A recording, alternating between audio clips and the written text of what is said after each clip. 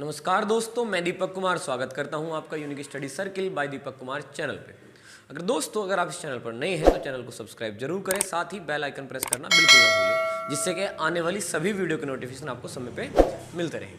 तो देखिए भाई, जैसे कि आप जानते हैं हम यहाँ पे यूपी पुलिस कांस्टेबल है ना का प्रैक्टिस बेंच चलाए हैं, जिसमें हम मैथ और रीजनिंग की प्रैक्टिस कर रहे हैं। अगर अब तक की आपने वीडियो देखी है और आपको पसंद आई हो तो चैनल को लाइक जरूर किया करें और शेयर जरूर किया करें। और जैसे कि कुछ आप में से ही मित्र लाइटिंग की थोड़ी प्रॉब्लम बता रहे थे, तो हमने कोशिश की है कि उसमें कुछ सुधार हो सके।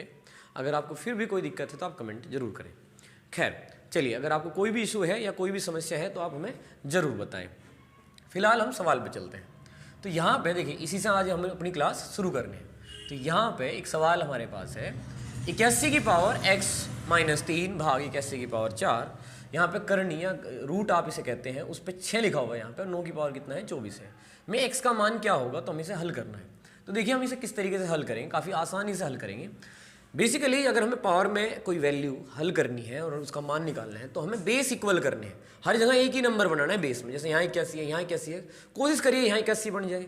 अगर ये 81 ना बने तो आप इस हर जगह पे 9 बना लीजिए, 3 बना लीजिए, जो भी आप कर सकते हैं करने की कोशिश करिए। सबसे पहले देखिए यहाँ पे 81 और उसकी पावर क्या लिखा हुआ है x-3, और भाग में x की पावर कितना लिखा हुआ है 4। इस तरीके से यहाँ पे 9 की पावर कितना है 24 है, यहाँ पे 9 की पावर 24। और आप जानते हैं अगर करनी पे यहाँ 6 है तो अगर हम इसे हल करेंगे तो यहाँ पे क्या लिखा जाएगा 1/6, इस तरीके से लिखा जाएगा। अब देखिए अगर बेस समान है और हम जानते हैं कि भाई बेस अगर समान हो तो पावर क्या होती है, घट जाती है। इस तरीके से a की पावर m-n, तो हम यहाँ पे पावर को घटा देंगे। तो 81 है ना, एक बार लिखा, और यहाँ पे कितना x-3 है ना, ऊपर ये घटाया तो -4। अब देखिए यहाँ पे हम क्या करेंगे, काट देंगे इसे, है ना। क्या होना था, गुणा होनी थी। 24 की गुणा किसमें 1/6 में, तो 6 चौक 24, तो 4 एकम 4। इस तरीके से आप कर लीजिए। तो 9 की पावर कितना आया है भाई, यहाँ पे आपका 4 आ गया है। इस तरीके से आप समझ सकते हैं। अब देखिए यहाँ पे फिलहाल अगर हम बात करें तो 81 की पावर कितना हो गया, x माइनस कितना हो गया भाई, ये 7 हो गया। अब देखिए या तो आप इसे क्या कर लीजिए 81, या फिर इसे 9 की पावर 2 कर लीजिए। खैर तो आप दोनों ही काम कर सकते हैं। फिलहाल मैं इसे 9 की पावर 2 कर रहा हूँ। तो 9 की पावर 2 81 होता है, और यहाँ पावर कितनी है x-7, और यहाँ 9 की पावर कितना है 4 है।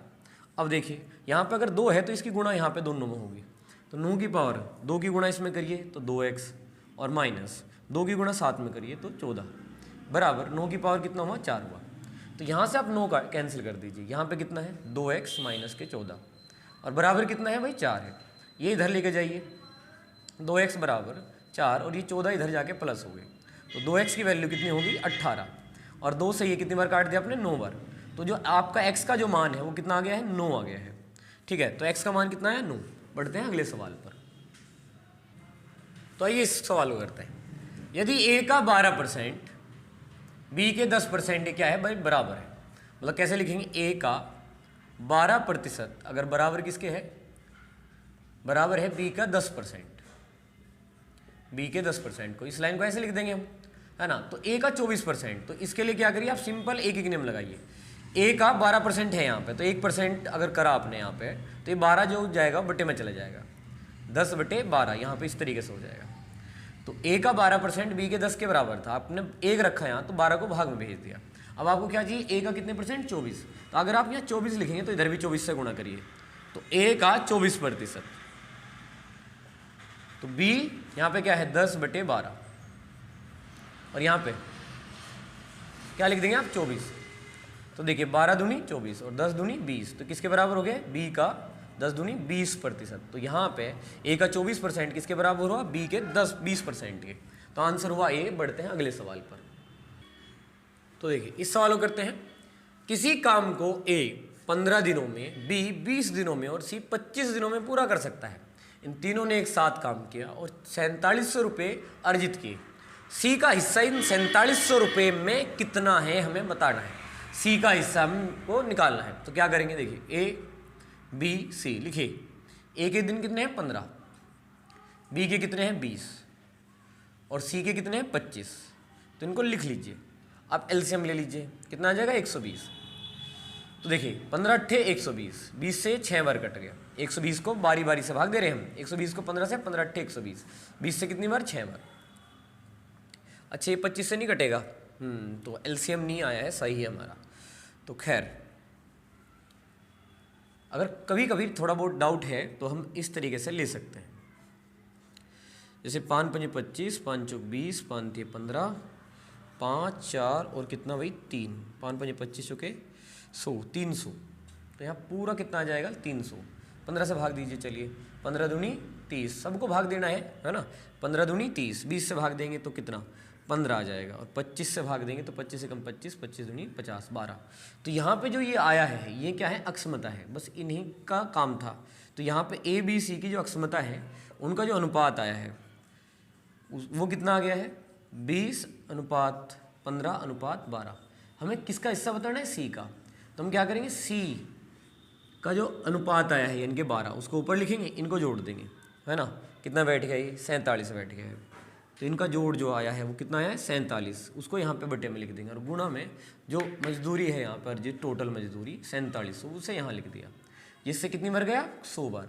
100 को 12 से गुणा कर दीजिए तो कितना हुआ 1200। तो सी की जो मजदूरी है यहाँ पे कितना हो गया भाई 1200।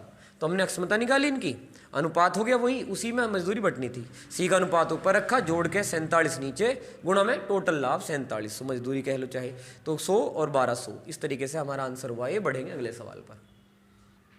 तो देखिए इस सवाल को करते हैं।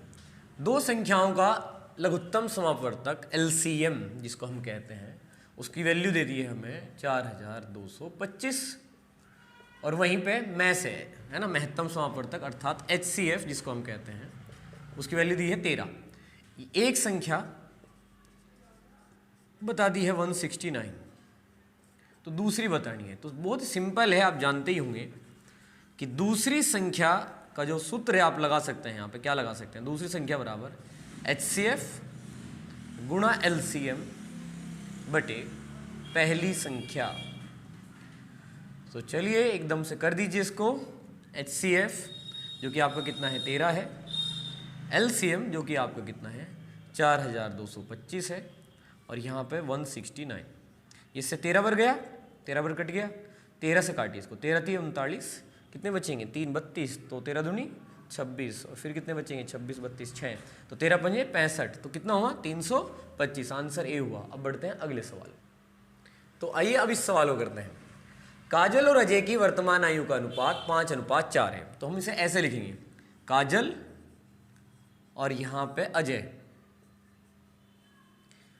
और इनकी आयु का अनुपात 5:4, और ये समय कब का है वर्तमान। तो यहां पे हम लिख देंगे वर्तमान कि ये बात हो रही है वर्तमान की, इस तरीके से। फिर 13 वर्ष बाद, 13 वर्ष बाद, तो यहां पे लिखेंगे 13 वर्ष बाद, 13 वर्ष बाद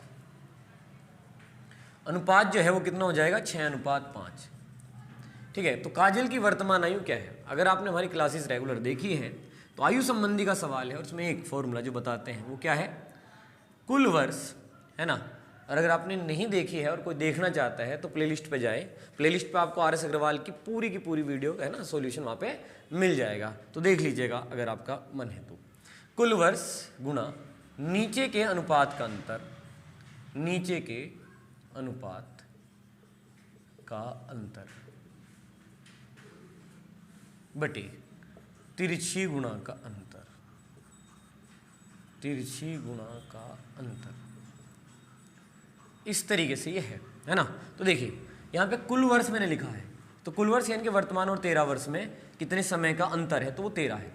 नीचे के अनुपात का अंतर, तो यहाँ पे एक ऊपर अनुपात एक नीचे, इनका अंतर यानी कि 6 में से आप 5 घटा के कितना आया 1, वो आप गुणा में लिख देंगे। फिर क्या तिरछी गुणा का अंतर, तो ऐसे गुणा करेंगे 5 पन्ने 25 है ना, 5 की 5 में गुणा 25, और 6 चौक 24, 25 में से 24 घटाएंगे तो यहाँ पर भी अंतर कितना है 1 का, यहाँ पे बटे में 1 लेंगे, तो 13 गुणा 1 भाग 1, तो कितना आ गया 13।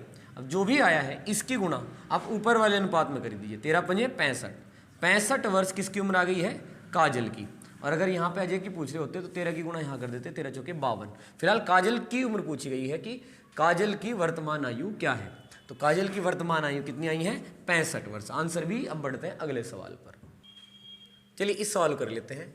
सुबह की सैर में रामा 8 किलोमीटर प्रति घंटा के स्थान पर 12 किलोमीटर प्रति घंटा की गति से चलता है, और वह 16 किलोमीटर अधिक चलता है। तो क्यों चलता है, सवाल ये है। क्योंकि पहले उसकी चाल क्या थी 8 किलोमीटर प्रति घंटा और अब उसकी चाल क्या है 12 किलोमीटर प्रति घंटा। ठीक है, तो यहाँ पे अगर आप इनका अंतर ले तो कितना हो जाएगा ये 4 किलोमीटर प्रति घंटा।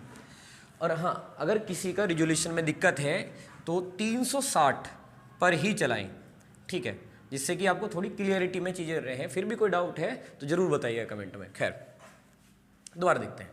8 किलोमीटर प्रति घंटा के स्थान पर 12 किलोमीटर प्रति घंटा की गति से चलता है तो 16 किलोमीटर अधिक चलता है। तो हम कह रहे हैं जब उसने अपनी चाल कितनी बढ़ाई 4 किलोमीटर प्रति घंटा, तो वो 16 किलोमीटर अधिक चला। तो इस तरीके से आप समय निकालिए कि कितने घंटे वो चलता है। तो 16 किलोमीटर, हर घंटे 4 किलोमीटर अधिक, तो 16 किलोमीटर यानी कि 4 चौक 16, यानी कि वो 4 घंटे प्रतिदिन चलता है। और जब वो 8 की स्पीड से चलता है और रोज़ वो 4 घंटे चलता होगा, उस हिसाब से 8 गुणा 4 यानी कि 32 किलोमीटर। ठीक है, उसकी दूरी जो है वो कितनी थी, उसके द्वारा तय की गई वास्तविक दूरी जो है वो कितनी है 32 किलोमीटर। Answer C. बढ़ेंगे अगले सवाल पर। तो देखिए इस सवाल को करते हैं। 20 विद्यार्थियों की एक कक्षा का औसत वजन 44 किलोग्राम है। 44 किलोग्राम है। एक नया विद्यार्थी कक्षा में शामिल होने से औसत जो वजन है वो 300 ग्राम क्या हो जाता है, कम हो जाता है। नए विद्यार्थी का वजन कितना है बताना है। तो जैसे कि हमें पता है कि संख्या गुणा औसत बराबर क्या होता है योग। इस तरीके से करिए। संख्या कितनी बताई 20, उनका औसत कितना बताया 44, तो इनकी गुणा कर दीजिए तो कितनी होगी 880। एक नया विद्यार्थी कक्षा में शामिल होने से, एक नया विद्यार्थी कक्षा में शामिल होता है तो संख्या 20 से बढ़कर कितनी हो जाएगी 21 हो जाएगी। और इससे जो औसत वजन है वो 300 ग्राम कम होता है। 300 ग्राम को आप किलोग्राम में बदलिए, 1000 से भाग दीजिए और 0.3 किलोग्राम कम हुआ। तो 44 किलो था जो केजी में, वो 0.3 केजी कम हो गया। माइनस कर दीजिए 43 पॉइंट कितना हुआ 7, है ना। गुणा करिए इसकी, है ना, तो कितना है 21 सत्ते 147। तो आप आगे इसकी गुणा कर दीजिए तो ये आ जाएगा आपका, देख लीजिए एक बार, 913.7 आ जाएगा। अब अगर आप इसे घटा देते हैं 880 को इसमें से, तो पॉइंट कितना आ जाएगा 7, 3 और यहाँ पे 11 में से 8 के 3, ठीक है। तो 33 पॉइंट कितना यहाँ पे आएगा आपका 917.7, तो ये आ जाएगा 37.7, जो कि आपका आंसर क्या होगा सी। अब बढ़ते हैं अगले सवाल पर। तो देखिए इस सवाल को करते हैं। 4 अंकों की सबसे छोटी संख्या, 4 अंकों की सबसे छोटी संख्या जो कि हम अच्छे से जानते हैं क्या होगी भाई, है ना, 1000 होगी, जिसे 8, 10, 12, 15, 20 से विभाजित करने पर शेषफल 7 प्राप्त हो। अब 1000 को भाग करने से इनसे शेषफल 7 प्राप्त होगा या नहीं, तो ऐसा तो बिल्कुल नहीं है। तो कैसे पता लगेगा, हम इनका एलसीएम लेंगे। एलसीएम ले लेते हैं, चलिए देखिए 8, 10, 12, 15 और 20। तो एलसीएम ले, देखिए 2, 4 करिए, 5 करिए, 6 करिए, 15, ये 10। चलिए 2, 5, 3, 15 और 10। अगर आप 2 को छोड़ना चाहे 5 को और 3 को, ये मल्टीपल है इनके, छोड़ दीजिए। चलिए 5 देखिए, 5 के 15, 5 दूनी 10, एक बार 2 और एक बार कितना 3। एलसीएम ले लीजिए, 2 दूनी 4, 4 पंजे 20, 20 ते 60, है ना। देखिए दोबारा देखते हैं एक बार, 5 दूनी तो 10 हो गया, 2 ते 6 दूनी 12, 120 आएगा ये।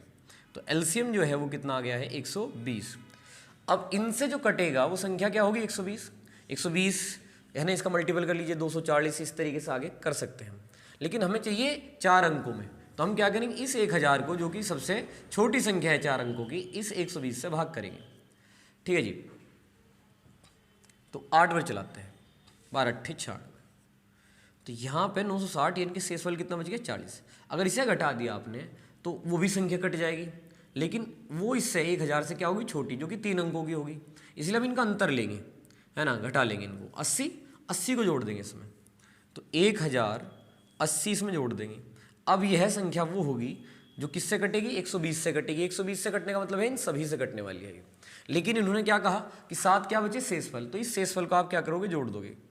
तो 1087 आपका इस सवाल का आंसर, जो कि आंसर ये है। अब बढ़ेंगे अगले। तो देखिए इस सवाल को करना है।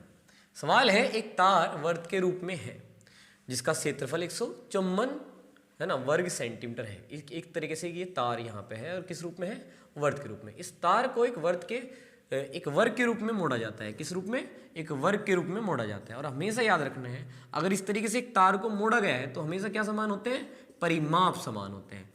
इनडायरेक्टली ये ना कह के कि इनके परिमाप समान है, अगर एक तार से पहले वर्त बनाया फिर क्या बनाया, वर्ग, तो इन दोनों के क्या समान होंगे, परिमाप। इसका परिमाप हम अच्छे से जानते हैं क्या होता है, 2πr। और वहीं पे वर्ग का क्या होगा, अगर इसकी भुजा क्या है a, तो कितना 4a। इस तरीके से इसका परिमाप 4a, इसका परिमाप कितना 2πr। अगर इसकी त्रिज्या कितनी है, r है। ये बात आपको इस बात से याद रखनी है, जब भी एक तार को मोड़ के दूसरा चित्र बनाया जाए तो उनके परिमाप समान होंगे। वैसे इसके परिमाप को हम परिधि कहते हैं, सर्क्यूमफ्रेंस, लेकिन आप इस तरीके से समझेंगे। चलिए, तो वर्ग का क्षेत्रफल कितना होगा, तो वर्ग का यानी कि इसका क्षेत्रफल बताना है, जिसका क्षेत्रफल का फॉर्मूला क्या है, a² है। अब a जब पता होगा तब उसका स्क्वायर करेंगे। तो शुरू करिए। सबसे पहले बस ये बात दिमाग में रखिए कि इनके परिमाप बराबर होने हैं। तो सबसे पहले क्षेत्रफल दिया है किसका, वर्त का, और हम जानते हैं वर्त का क्षेत्रफल क्या होता है, πr², जिसकी वैल्यू कितनी दे दी है, 154। पाई का मान रखिए जैसे कि दिया हुआ है सवाल में, क्या रखना है, 22/7 r² बराबर कितना, 154। 22 सत्ते यहाँ पे काटिए, 7 सत्ती 49, इस इधर गुणा कर दीजिए, ठीक है। तो 22 से 7 बार कट गया, 7 की यहाँ पे गुणा होगी 49, और r की जो वैल्यू आई है वो कितनी आ गई है, 7। तो यहाँ पे जो त्रिज्या आई है वर्त की वो कितनी आई है, 7। और इसे मोड़ के जब ये बनाया गया तो इसका परिमाप 4 ही होगा, 4 गुणा भुजा, और सूत्र क्या है, 2πr। यहाँ पे r का मान हमें आ गया है, तो 4a बराबर 2, पाई की वैल्यू 22/7 और r का मान कितना, 7। तो 7 से 7 काटिए, देखिए 2 से इसको काटिए 2 बार, और 2 से गया 11 बार। तो जो a है यानी कि भुजा है वर्ग की वो कितनी आएगी है, 11। और अगर आप उसका वर्ग करेंगे, भुजा का वर्ग, तो उसका क्षेत्रफल कितना आ जाएगा, 121, जो कि आपके ऑप्शन डी में है। ये इसका आंसर हुआ। बढ़ेंगे आगे। तो आइए इस सवाल को करते हैं। देखिए काफ़ी आसान सा सवाल है, तो यहाँ पे गौर करिएगा। यहाँ पे है x, यदि x + 1/11 - 4/11 + 7/11 - 5/11 बराबर 9x/11 है, तो x का मान ज्ञात कीजिए। तो देखिए क्या करेंगे, यहाँ x है और यहाँ पे जो भिन्न है चारों की चारों, उनका सब का हर समान है, 11 है। तो यहाँ क्या होगा, 1 -4 + 7 -5 सब जो का तो लिख देंगे, बराबर कितना है, 9x/11। अब देखिए x, देखिए प्लस वालों को जोड़िए, 7 और 1 8 हो गए, है ना। और ये जोड़िए, देखिए यहाँ पे आप, है ना, 9 हो गई बटे कितना, 11 बराबर 9x बटे कितना, 11। अब देखिए x, यहाँ पे क्या बचेगा, 8 - 9, यहाँ -1 बचने वाले हैं, क्या बचेगा यहाँ, -1 बटे कितना, 11 बराबर 9x बटे कितना, 11। देखिए ये माइनस है ना, ये माइनस और ये प्लस, क्या हो जाएगा, माइनस यहाँ पे। तो क्या हुआ है, x - 1/11 बराबर ये। हम क्या करेंगे, x और इसको इधर लेके आएंगे, 9x/11, इसको उधर लेके जाएंगे 1/11। अब देखिए ध्यान से, यहाँ पे एलसीएम लेंगे ऐसे, 11 × 1 तो कितना हो गया, 11। 11 की गुणा यहाँ पे करिए तो कितना, 11x माइनस 1 की गुणा यहाँ पे करिए 9x बराबर कितना, इधर है 1/11, 1/11 है। आपको पता है ये ऊपर जाएगा गुणा में, ये कट जाएगा, तो कितना बचेगा यहाँ पे, देखिए 11 में से 9 गए, कितने बचे, 2x, और क्या बचा है यहाँ पे, 1, है ना, 1 बचा है। तो x की जो वैल्यू है वो कितनी आई, 1/2। तो आपका x का मान यहाँ पे 1/2 आ गया है, जो कि आपके ऑप्शन सी में है। तो बढ़ते हैं अगले सवाल। तो आइए इस सवाल को करते हैं। तो अब अगर हमसे देखें तो क्या है, 8 की पावर 1.5, 4 की पावर 2.5, 2 की पावर 3.5 की पावर है 4/13। तो हमें इसे हल करना है। तो हम क्या करेंगे, हम सबके ना बेस समान करेंगे। हम जानते हैं 8 को हम क्या लिख सकते हैं, 8 को 2 की पावर 3, और यहाँ पे ना ऐसे ब्रैकेट लगाएंगे और उसकी पावर कितनी है, 1.5 है, गुणा इस 4 को क्या लिखेंगे हम, 2 की पावर ऐसे 2, और उसकी पावर ऊपर कितनी है, 2.5 है, गुणा यहाँ पे 2 की पावर कितना, 3.5, इस तरीके से, और ऊपर यहाँ पे कितना है, 4/13 है। अब देखिए ध्यान से क्या करेंगे, आप गुणा कर लेंगे आप, है ना। तो 15 × 3, 15 × 3 45, 4.5 गुणा, देखिए 25 दूनी 50, तो कितना हो गया, 5 हो गया, ठीक है। और यहाँ पे 2 की पावर 3.5 है ही पहले से ही। अब यहाँ पे कितना है, 4/13। हम जानते हैं अगर बेस समान है तो पावर क्या होंगी, जुड़ जाएंगे। तो देखिए 2 की पावर कितने हो जाएंगे, है ना, ये जोड़िए यहाँ पे, ये कितने हो जाएंगे, देखिए 4 ये और 4 ये, मतलब आप आधा इसमें जोड़ लीजिए, 4 कर लीजिए, 4 4 8 और 5 13, सबको जोड़ दीजिए 13। और उसकी पावर कितना है यहाँ पे 2, मतलब 4/13 है इस तरीके से। तो हमने क्या करा, ये 2 देखिए यहाँ पे था, है ना, 2 लिखा और सब पावर को क्या कर दिया, जोड़ दिया। अगर गुणा है और बेस समान है तो पावर जुड़ गई, 13 होगी, 13 से 13 कैंसिल हो गई, 2 की पावर क्या बचा 4, 2 की पावर 4 मतलब 2 की 4 बार गुणा, तो कितना आ गया 16 आ गया, है ना, 2 दूनी 4 दूनी 8 दूनी 16। तो आंसर कितना आया है 16 आया है, जो कि आपका ऑप्शन बी है। और बढ़ते हैं अगले सवाल पर। तो देखिए इस सवाल को ना बड़े ध्यान से करेंगे। ये सवाल काफ़ी आसान लग सकता है देखने में, लेकिन कहीं ना कहीं हमें थोड़ा बहुत परेशानी कर सकता है, क्योंकि सारा का सारा लॉजिक इस बराबर में छिपा हुआ है ना। तो जहाँ बराबर हो वहाँ पे सवाल को बहुत हल्के में ना लें, खास तौर पे इस प्रकार के सवाल को, ठीक है। तो क्रय मूल्य और जहाँ पे विक्रय मूल्य की बात हो रही हो, तो 20 पुस्तकों का क्रय मूल्य x पुस्तकों के विक्रय मूल्य के बराबर है। यदि लाभ 25% हो तो x का मान बताओ। तो अगर यहाँ पे लिखा हुआ है 20 पुस्तकों का क्रय मूल्य, है ना, अगर आपने इसे मान लीजिए, आप पहाड़ी ट्रिक से ही सवालों कर रहे हैं हमारी, है ना, अगर आपने पढ़ी है और नहीं पढ़ी है तो आप प्लेलिस्ट पे जाकर देख सकते हैं। तो देखिए यहाँ पे आपने क्या लिया, मान लीजिए आपने 20 लिख दिया, यहाँ पे 25 लिख दिया, और तब आप इसे हल करने लगे। आप विक्रय मूल्य सोचा कि x तो क्या है, यहाँ पे विक्रय मूल्य है, तो आप विक्रय मूल्य निकाल देंगे। तो ऐसे आपका सवाल गलत हो सकता है, गलत ही होगा, हो सकता है नहीं, गलत हो जाएगा। खैर अब समझते हैं करना क्या है, वो बराबर में क्या लॉजिक है। क्या कहा था, 20 पुस्तकों का क्रय मूल्य, 20 का क्रय मूल्य किसके बराबर है, x के विक्रय मूल्य के बराबर है। और बराबर है मतलब वही कि गुणा के मान दूसरों के बटे के अपने। तो अगर यहाँ से आप करें बटे क्या करेंगे, विक्रय, इसको समझेंगे। तो यहाँ पे क्या है ये x और यहाँ पे क्या है ये 20, यानी कि 20 जो है यहाँ पे किसका काम करेगा, विक्रय का काम करेगा। 20 किसका काम करेगा, विक्रय का। और x मतलब आपको क्रय निकालना है, और लाभ कितना था 25। अब करेंगे आप तो 20 लिखेंगे, है ना, और यहाँ पे आप नीचे आ रहे हैं तो ये 25 जोड़ देंगे 100 में, 125, और बट्टे में कितना ऊपर, मतलब ऊपर कितना 100, तो 25 चौके 100, 25 पंजे 125, 5 से 4 भर गया, 4 गुना 4 कितना हो गया 16। तो इस तरीके से आपका जो x का मान है ना, जो कि क्रय मूल्य था इस सवाल में, तो वो क्या हुआ 16। अब बढ़ते हैं अगले सवाल। आइए इस सवाल को करते हैं। एक स्टील की तार एक वर्ग बनाती है जिसका क्षेत्रफल 121 वर्ग सेंटीमीटर है। तो एक स्टील की तार है जो क्या बना रही है इस बार, एक वर्ग, और हम जानते हैं इसका वर्ग का क्षेत्रफल, अगर इसकी भुजा a हो तो इसका क्षेत्रफल a² होगा, जिसकी वैल्यू कितनी होगी 121, और a का मान कितना हो गया है यहाँ पे 11, a का मान कितना हुआ 11। इसी तार को एक आयत के रूप में मोड़ा गया, और फिर से हम बात कह रहे हैं कि जब भी ऐसा होता है तो परिमाप क्या होते हैं, समान होते हैं, परिमाप समान होते हैं, समान, ठीक है। तो जिसकी चौड़ाई कितनी है 8 सेंटीमीटर है, तो आयत की लंबाई बतानी, तो लंबाई को, चौड़ाई को यहाँ पे लिखेंगे, चलिए लंबाई को यहाँ पे l लिख लेते हैं। तो यहाँ पे क्या समान होंगे, परिमाप। आयत का परिमाप हम जानते हैं कितना 2l + b होता है, जो कि वर्ग के परिमाप यानी कि 4 गुणा a, 4a के बराबर होगा। वर्ग का क्या होता है परिमाप 4a, तो क्या होंगे हम, परिमाप समान होंगे। तो देखिए 2 से इसको काटिए आप, चलिए l + b की वैल्यू कितनी है 8 है, यहाँ पे क्या है 2 है, और a का मान आप क्या निकाल चुके हैं 11, यहाँ 11 से गुणा करिए, l + 8, 11 दूनी 22, यहाँ पे ऐसे कर दीजिए। तो l की वैल्यू 22 - 8, तो कितना आ गया 14 आ गया है। तो हमारा आंसर आया है यहाँ पे D। अब बढ़ेंगे अगले सवाल पर। तो आइए सवालों करते हैं। एक बैग में 25 पैसे के सिक्के, 50 पैसे के सिक्के और 1 रुपये के सिक्कों, जो सिक्के हैं वे इस अनुपात में।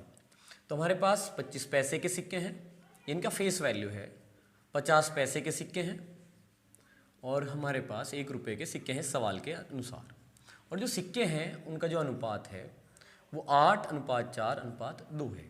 सिक्कों का कुल मूल्य है ना 840 रुपये है, कुल मूल्य 840 रुपये। तो सिक्कों की संख्या, कुल संख्या याद कीजिए, ये हमें बताना है। तो देखिए क्या करेंगे, अगर हम सिक्कों का देखिए 25 पैसे के अगर हमारे पास 8 सिक्के होंगे तो हमारे पास कितने रुपए होंगे, आप ऐसे करिए 25 × 8 200, तो 2 रुपये होंगे। आप 25 × 8 कितने 200 पैसे, और जिसे 100 से अगर आप डिवाइड कर दें तो कितने होंगे 2 रुपये हुए आपके पास, 2 रुपये। अगर 50 पैसे के 4 होंगे तो 25 चौके 50 चौके, ये भी 200 होंगे। और अगर आप ये 100, क्योंकि आप जानते हैं 1 रुपये में 100 पैसे होते हैं, तो ये भी कितने रुपये हुए आपके पास 2 रुपये हुए। ये 1 रुपया है, 2 सिक्के हुए तो कितने रुपये हुए आप पे, ये 2 रुपये हुए। इस तरीके से आपके पास कुल कितने रुपये बैठ रहे हैं 6 रुपये, जबकि सिक्के कितने बैठ रहे हैं 8 × 4 12 है ना 2 14। तो देखिए यहाँ पे जो मूल्य है वो 6 रुपये आया है, तो 6 बराबर कुल मूल्य के आप रखेंगे 840 के। अब 1 का मान देखिए, 6 कम 6 6 चौक 24, 140 आ गया। तो 14 का मान हम पता करेंगे। अब देखिए 14 की गुणा हम 140 में करने वाले हैं यहाँ पे, और 14 गुणा 14 कितना होता है 196, और एक जीरो और अलग से। तो 1960 सिक्के यहाँ पे बैठ रहे हैं, जो कि आपका ऑप्शन डी है। और उम्मीद है आज की क्लास आपको जरूर पसंद आई हो। अगर आपको क्लास पसंद आई है तो वीडियो को लाइक करें, शेयर करें, है ना, चैनल को सब्सक्राइब करें अगर आप नए हैं तो, है ना। आज इतना ही रखते हैं, धन्यवाद, जय हिंद, जय भारत।